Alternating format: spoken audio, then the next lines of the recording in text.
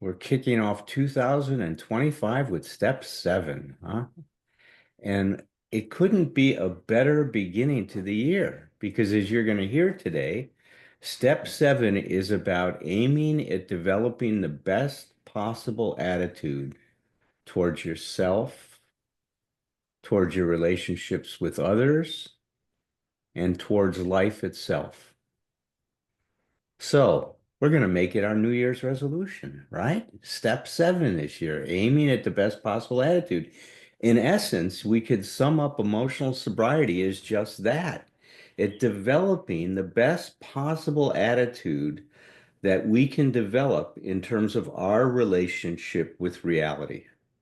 Herb Kagan and I like to define emotional sobriety as having an appropriate and honest relationship to reality, having an appropriate and honest relationship with reality.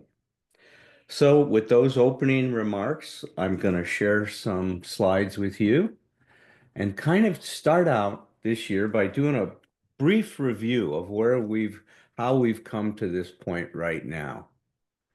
And then we will continue on and we'll see how far we get today. And we may have to do step seven again next month. Oops, I don't want to start there. I want to start at the beginning. There we go. All right. Okay. Well, it's very important to just review this is that one of the primary goals after we establish our physical sobriety is the goal to discover and achieve an ongoing practice of emotional sobriety. In fact, this was explicitly stated by Bill in the 12 and 12. And it's amazing. I've talked to a lot of people. I've been going to meetings. I've celebrated 53 years now. And I can't tell you, I maybe have heard this mentioned less than 5 times in the time that I've been around the program. Bill says this, here we begin to practice all 12 steps of the program in our daily lives so that we and those about us may find emotional sobriety. Well, you've heard this saying a lot, right? You've heard me repeat it and Herb repeat it a lot, that if you don't transform it, you transmit it, right? We know that. Is that those of us that suffer from this disease have infected and impacted the lives of a lot of people around us. It's estimated that 7 other people, our lives have become damaged and harmed through our alcoholism. An average of 7 people. Just think about that. If there's 2 million people in the program, that means there's 14 million people out there that have suffered. Well, it's also true that once you transform it, once we do the work, that we also transmit our recovery. And that's what Bill is saying here is that when we start to raise our maturity, or you'll hear me use the word a lot, differentiation, that those people around us are also impacted in a very positive way from that transformation. And so that's the good news, is that as we do this work, it really has an incredible impact, not only on our family, on society itself. Now, I love Ernie Larson's writings about stage 2 recovery. Stage 2 recovery, I think, is synonymous with emotional sobriety. He describes stage 2 recovery this way, is that it's dealing with the mountain of living is what stage 2 recovery is all about. The mountain of living. Life can be an incredible challenge, and life is difficult, as Scott Peck started his book, The Road Less Traveled With. Life is difficult.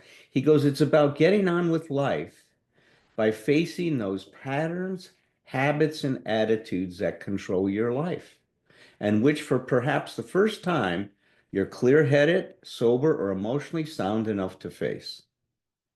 What we're going to see is that the 12 steps provide us with a protocol, a methodology, if you will, um, a systematic methodology, actually, that help us face our habits and patterns and attitudes that control our life, and also help us develop a new possibility. In fact, that's the way I like to define recovery, is the discovery of new possibilities. And that's the exciting thing about recovery and emotional sobriety. It's all about that. So emotional sobriety, I like to think of as a practice that evolves a consciousness that says, I'm okay if. It's a consciousness that is contingent on things being a certain way for us to be okay. And it transforms that consciousness into a consciousness that says, I'm okay even if. You see, that's where the emotional freedom comes from. Emotional sobriety is about freedom. It's about emotional autonomy. And that's why we call it true emotional freedom to achieve this. Bill called it a true independence of spirit. Well, here's our problem in a nutshell. We demand too much of life and too little of ourselves. That's what Christopher Lasch says. We demand too much of life and too little of ourselves. As you're going to see, our dependence on our environment, our emotional dependency, makes us demand too much from our relationships and from life. And we leave ourselves out. In fact, I like to think of this as the big lie, is that we need things to be a certain way to be okay. Where the truth is that we need to be a certain way to be okay. It has nothing to do with what's going on in life. It has to do with our relationship to the experience we're having, not the experience we're having. It's easy to forget that when you're in the middle of a lot of pain, but it is the door that can be opened that can lead to emotional freedom.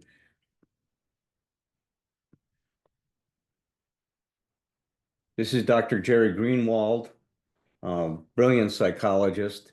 He goes, it's not possible for me to relate to others intimately and to allow and enjoy their full expression of themselves if I have not discovered how to do this for myself. You see, when I experience this emotional autonomy, I am set free from all of the shoulds, how I should be, how I should behave, how I should feel. And I'm then free to discover who I am and what's really going on with me, and to live in relationship to that, which means to live with integrity. If I can do that, then I can enjoy your full expression of yourself. And I let go of all of the rules about how you're supposed to behave for me to be okay. You see, when I let go of the rules about how I'm supposed to be okay, I can let go of the rules about how you're supposed to be okay. So it really does begin with us. There's no question about it. And that's what emotional sobriety is all about. It's helping us develop a new relationship with ourselves, a much healthier relationship with ourselves. So as Bill said it, our troubles, we think, are basically of our own making. This is the essence of taking responsibility for our existence, realizing that our troubles are basically of our own making. We give up the idea that it's somebody else's fault. We surrender being a victim, and we now empower ourselves through taking responsibility. So emotional sobriety, as I've been defining it here, is a process that transcends a consciousness of emotional dependency, a consciousness that I said that is what we call based on environmental support, moving us towards a consciousness of emotional freedom or emotional autonomy. Now, in order to do that, to transcend our emotional dependence, we first must become aware of how our self-esteem and behavior is determined by the gravitational forces created by this almost absolute emotional dependence on support from our environment. You see, all change begins with a paradox. As soon as we own what's the truth, our truth, then something new becomes possible. But when I try to be someone I'm not, I cannot make change. In fact, this is the incredible insight that we've had in psychotherapy, is that change begins by acceptance, by self-acceptance. This is Dr. Nathaniel Brandon, brilliant psychologist. He's passed away now, but he's left us with a lot of great great insights into self-esteem, which I think is an important part of emotional sobriety. He goes, when men and women do not attain psychological adulthood, means we haven't grown up. And that's what these steps are all about, is to help us grow up. In fact, we can think about the steps as an initiation into adulthood, right? Because in many ways, that's what they are. He goes, the danger is if we haven't grown up, that unconsciously we expect others to assume responsibility for our existence, especially for our emotional life. If only you would behave the way that I think you should behave, I'd be okay. If you loved me, you would fill in the blank. Those are the ideas we have and that are perpetuated in our society. I mean, listen to most love songs. They are just riddled with dependency. I can't live without you. Really? If that's love? Well, I think in our society, we've fused love and dependence. And it's a pity because few of us know what real true love or mature love is really about. I think many oldsters who have put our booze cure to severe but successful tests still find that they often lack emotional sobriety. Perhaps they will be the spearhead for the next major development in AA, the development of much more real maturity and balance, which is to say, humility in our relations with ourselves, with our fellows, and with God. Real maturity and balance. Well, we're going to define maturity as the transcendence of environmental support to self-support. That's how we're going to define maturity. Transcending our dependence on the environment to provide us with support, to learning how to support ourselves. Now, a lot of people misinterpret that to mean that we become this individual that doesn't need anyone. That is not true. We are always going to be dependent to a certain degree on our environment.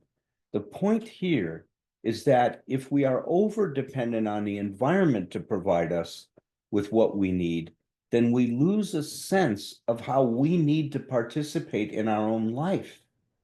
It creates an incredible passivity.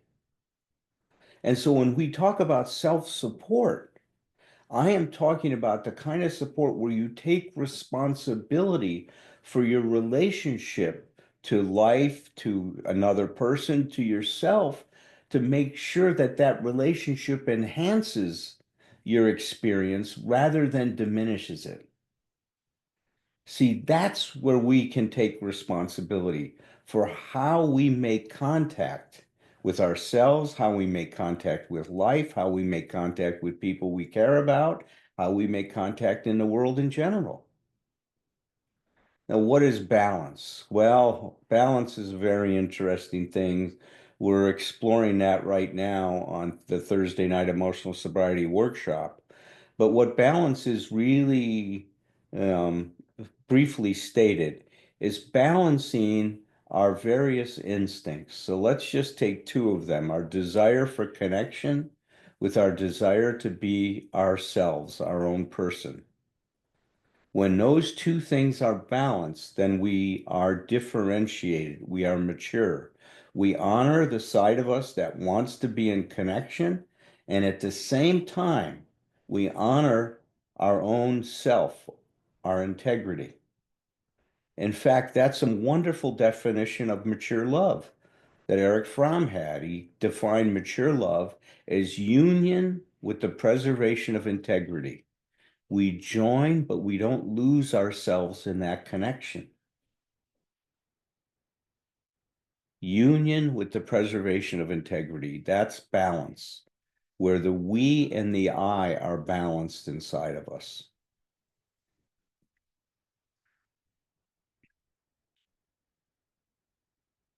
Well, Bill says this very clearly in the 12 and 12 is that, whoops, let me go back to that because that's so important.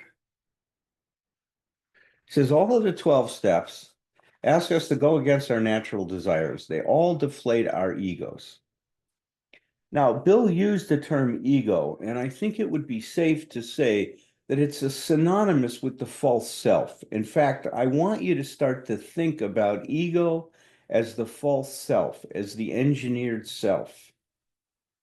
And what we're going to see happens as we work the 12 steps is that we go through first a deconstruction of our consciousness, that we have to deconstruct our reliance on all of the ideas and principles that are generated by the false self as to how we're supposed to be and life is supposed to be for us to be okay.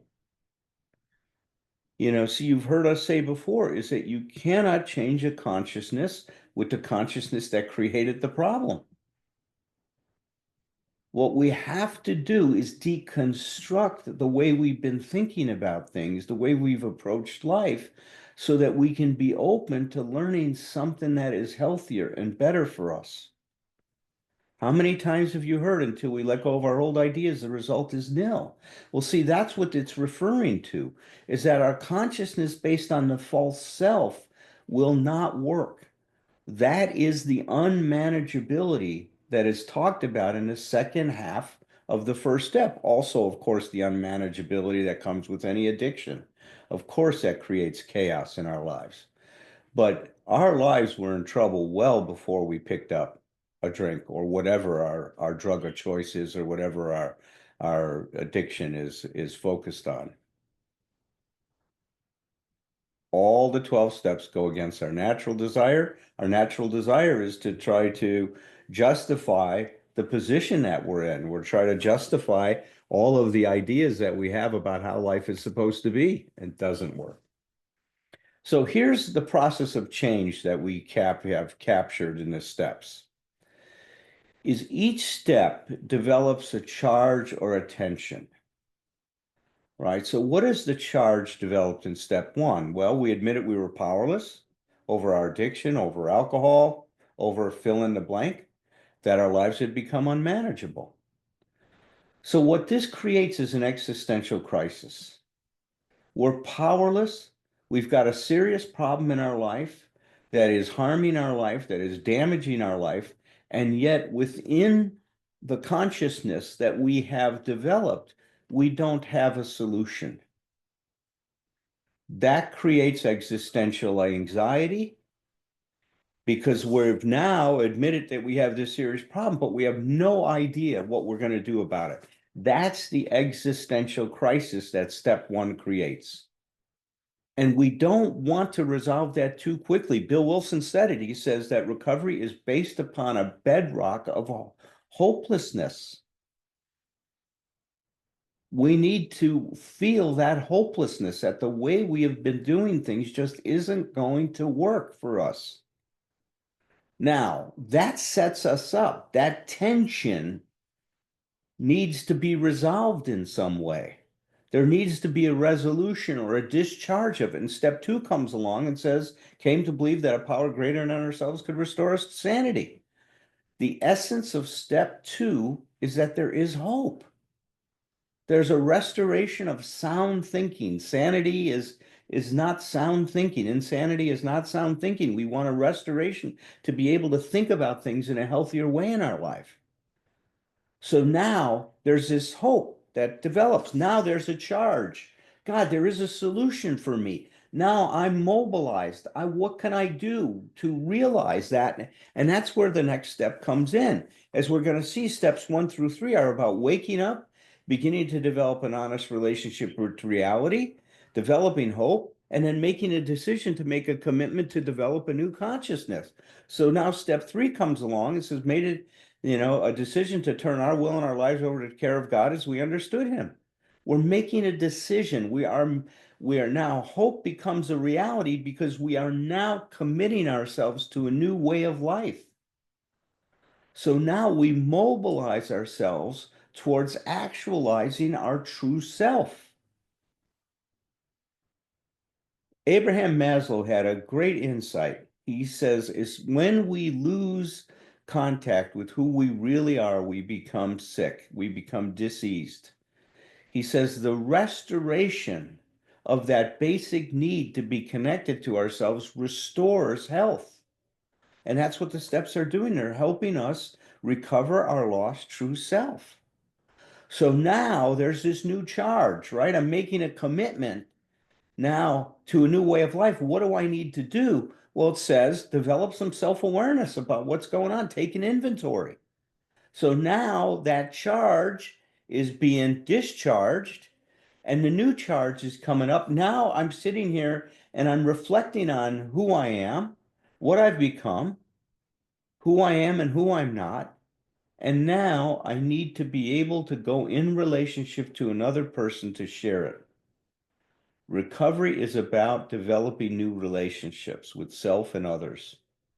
And that's what step 5 brings us to, is that we need to be seen. We need to have a relationship with someone who I like to define as an enlightened witness who can give us feedback. So let's just take a look at what happened in step 4. We made a searching and fearless moral inventory of ourselves, right?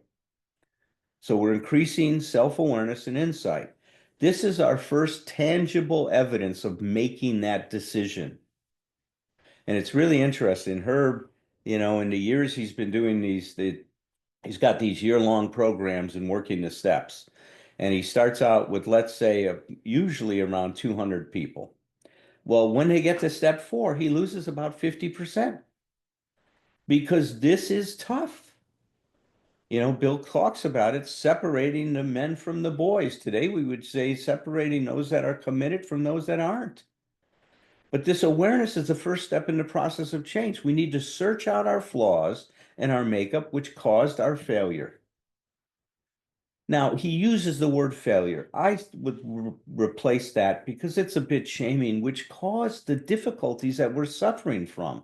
Of course, you can't succeed if you have the consciousness we have. I don't know if I'd call that a failure or just a result of the way that we've been approaching things. So I think about that as a little differently. This is what he says in the 12 and 12. We want to find out how, when, and where our natural desires have warped us. We wish to look squarely at the unhappiness that this has caused our others and ourselves. By discovering what our emotional deformities are, we can move towards a correction. Without a willing and persistent effort to do this, there can be little sobriety or contentment for us. There can be little emotional sobriety. For many of us, this is the first time when we've sat down and really taken an honest look at ourselves. And it is true. I think that over the years, more will be revealed. And that's why Herb and I often advocate, redoing the steps at various points in your recovery. Because in a year, this inventory is going to look different than when you're 5 years clean and sober. Very different at 10 years.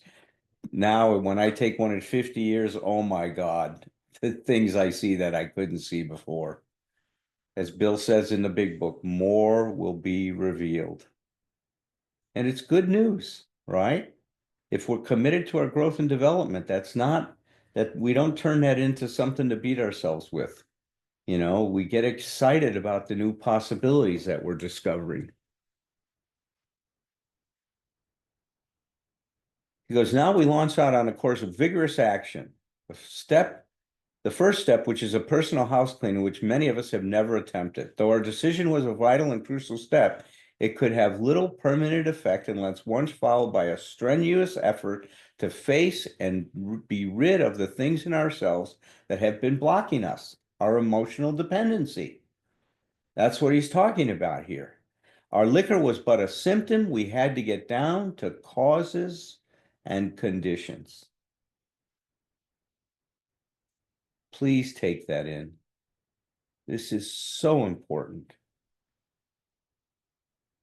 A strenuous effort to face and be rid of these things.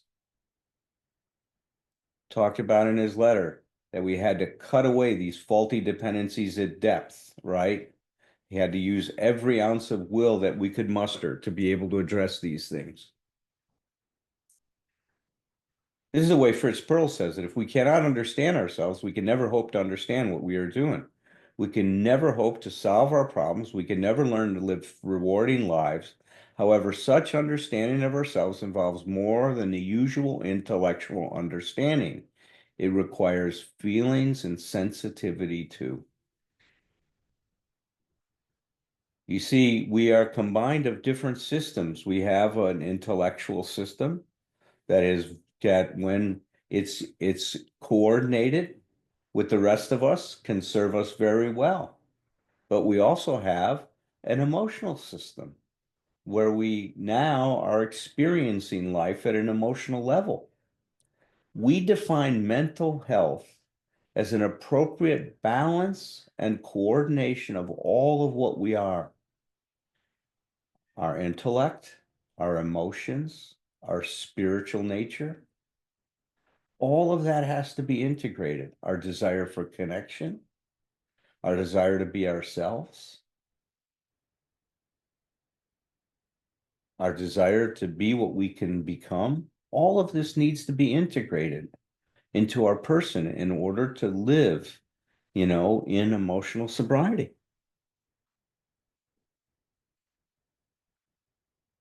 So when we talk about a fearless inventory, it means not letting self-hate or false pride keep us from being honest with ourselves. You see, we need to understand that when we start to deconstruct this consciousness that we had, that consciousness is not going to surrender peacefully. It just will not. It's going to fight you at every turn of the corner. Resistance is a part of recovery. It does not mean something's wrong, and that's oftentimes misinterpreted. If I'm resisting, it means something's wrong with my program. Well, that's not true.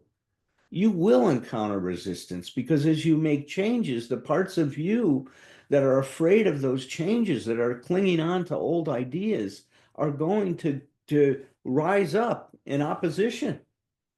And it's important to be able to deal with those parts of you that surface in that way, because in that way you clear the path for your recovery.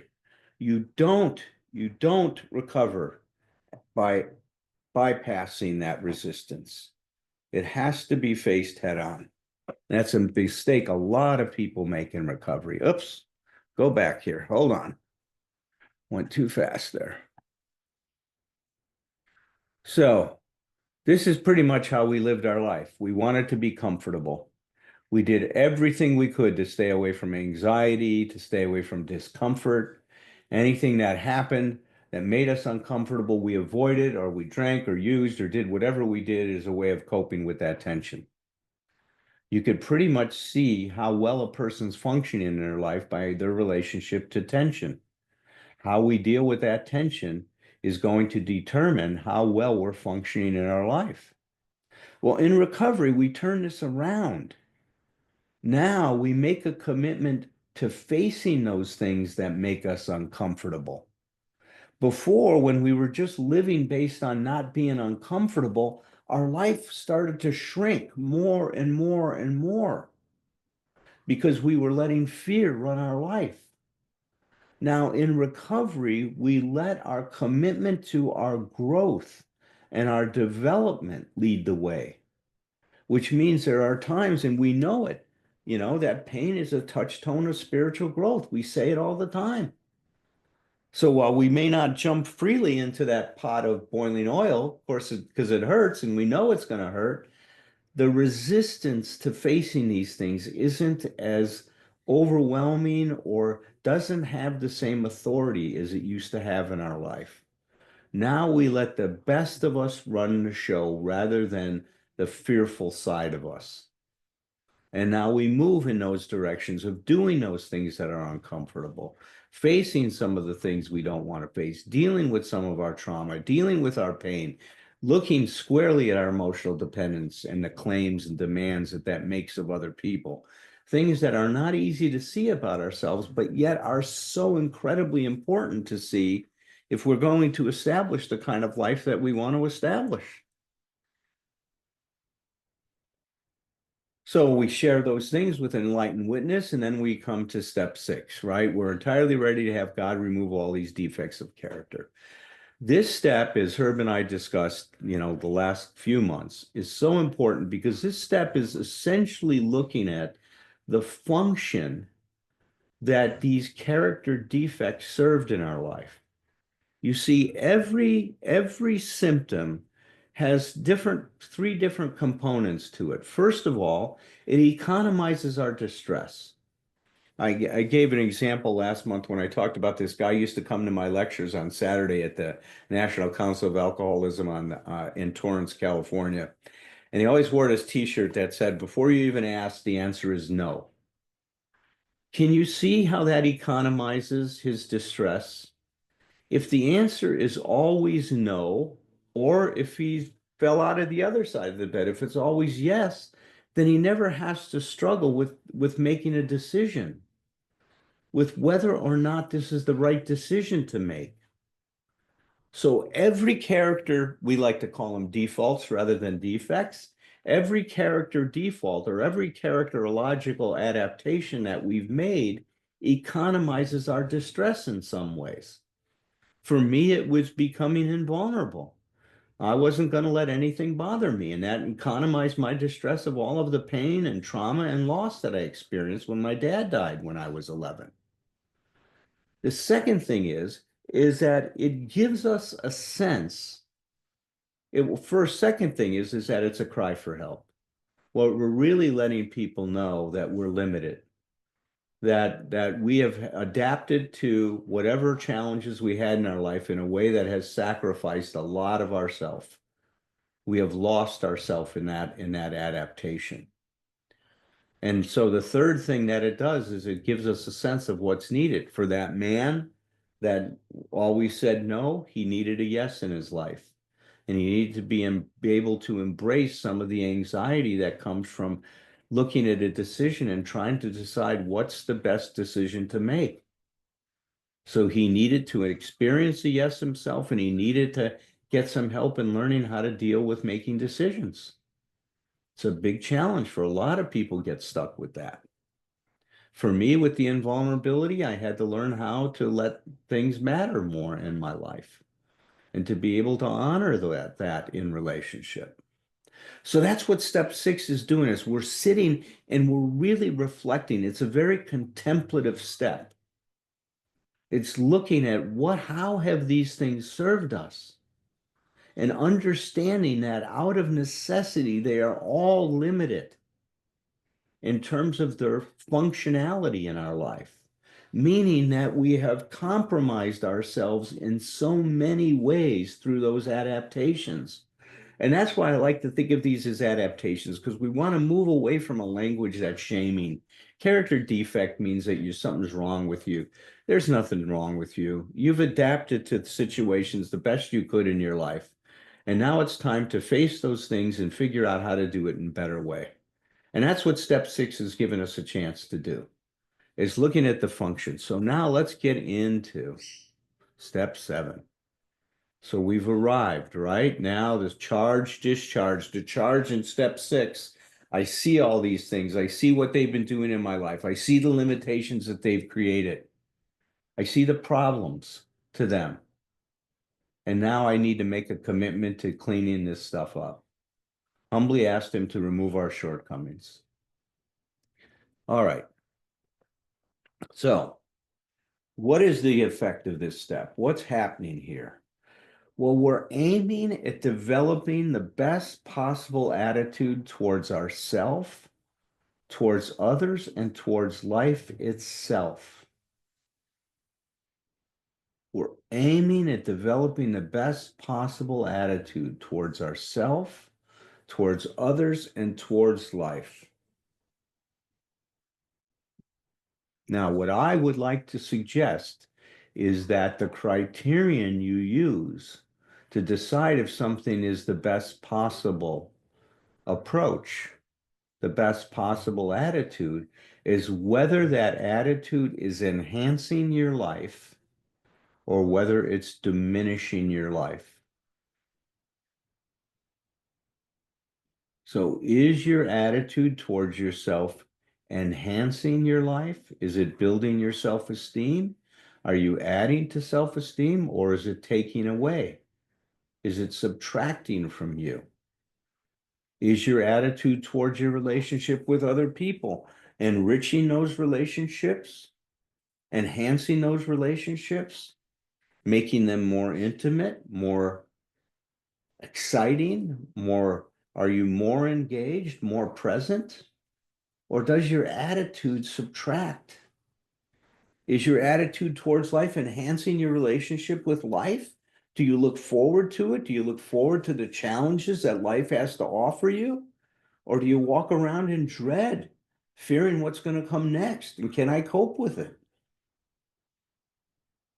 Step 7 is about aiming at developing the best possible attitude.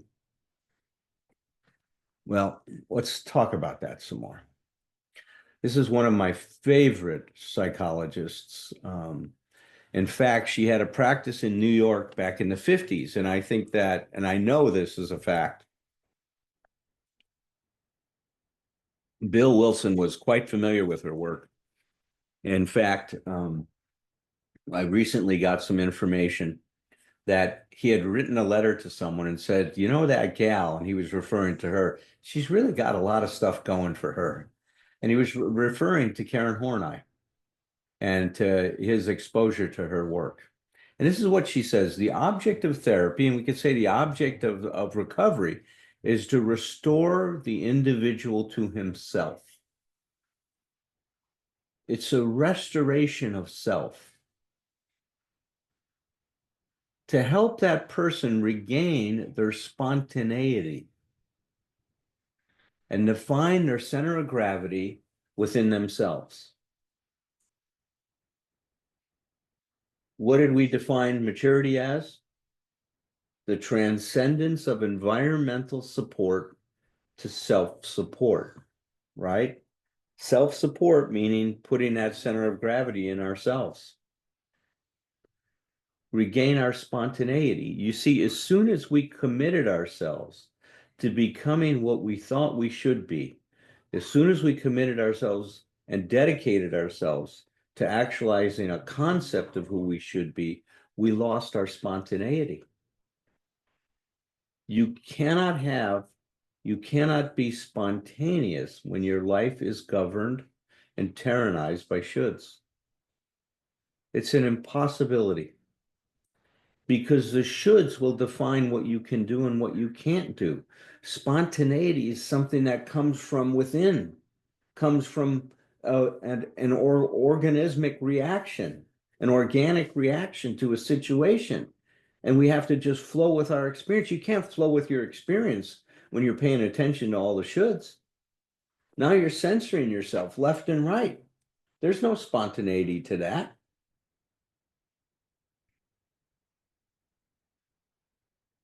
Well, if a person can experience this, they can begin to develop emotional sobriety in their life. So the 4 categories of self-realization that she defines, which are very interesting, they're very similar to what I talked about, are realization of oneself, our relationship to others, talks about work, and I like how she says this about our relationship to life, assuming one's place in the world.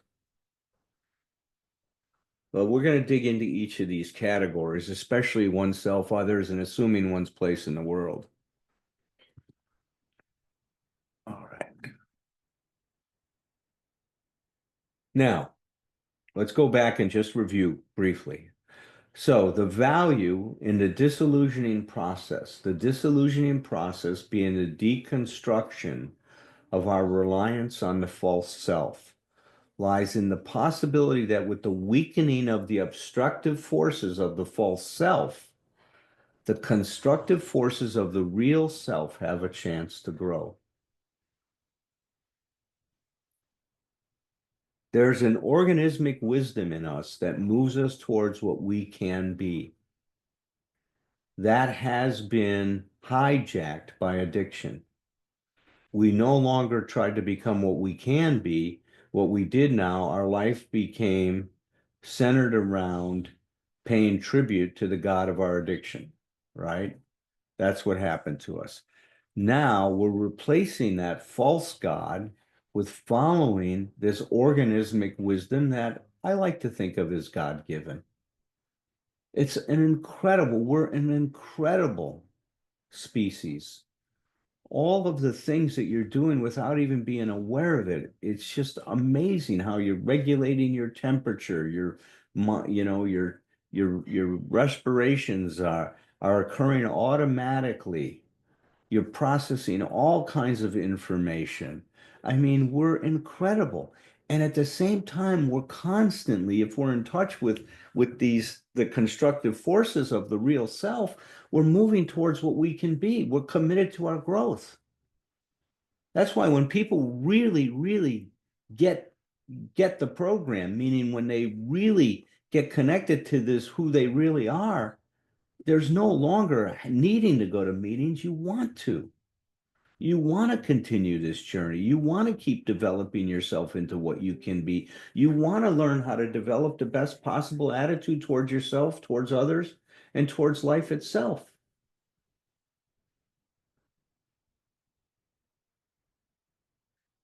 So here's the model, right? We all start out with a true self.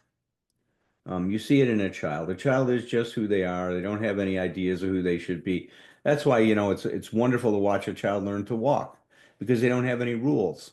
They're going to get up and fall as many times as they need to until they master walking. And no one has to tell them to walk. They just want to do it. At around a year, that the ability, the capability, the maturity of the brain and the coordination of all of the different muscles and that need to fire and all the different synapses and the connections start to take place. And the child starts to experiment with walking and eventually masters it in a relatively short period of time. But at some point in time, that child becomes anxious that they're not going to be loved, that they're not going to be accepted or belong, like we all did. And at that point in time, we now search for a solution to that. Karen Horney called it the search for glory. Who can I be to be okay, where I'm going to be loved and accepted? So at that point, instead of actualizing who we really are, we come up with a set of ideas about who we're supposed to be. That becomes the idealized or false self. Now we make a commitment and we dedicate ourselves to actualizing that false self. Well, the false self is defined by a set of shoulds. And now our lives are run by that. If we act any way, like you see the green diamonds, if your behavior falls outside of who you're supposed to be, you're going to hate yourself. That's called the despised self. That puts you back in line because you start to feel ashamed of yourself. You pressure yourself to be what you should be. And in fact, it's the cause of a lot of suicide is when people do things that they don't think they should do. They can't face other people. They've lost face, so to speak. They've lost the sense of who they are, which means they lost the sense of being this false self. And several people then commit suicide at that point. So that despised self forces us to continue on that way. If I am the way I'm supposed to be, we call that false pride, and we start to reinforce this whole nonsense in our life of thinking that if I'm someone other than I am, I'll be okay. It is such a problem, and we're now totally alienated from who we truly are. So, what I would like to do today is I want to come back next month and talk to you about the best possible attitudes in those four areas. But let's serve this today as an introduction, and we can open this up to sharing and questions.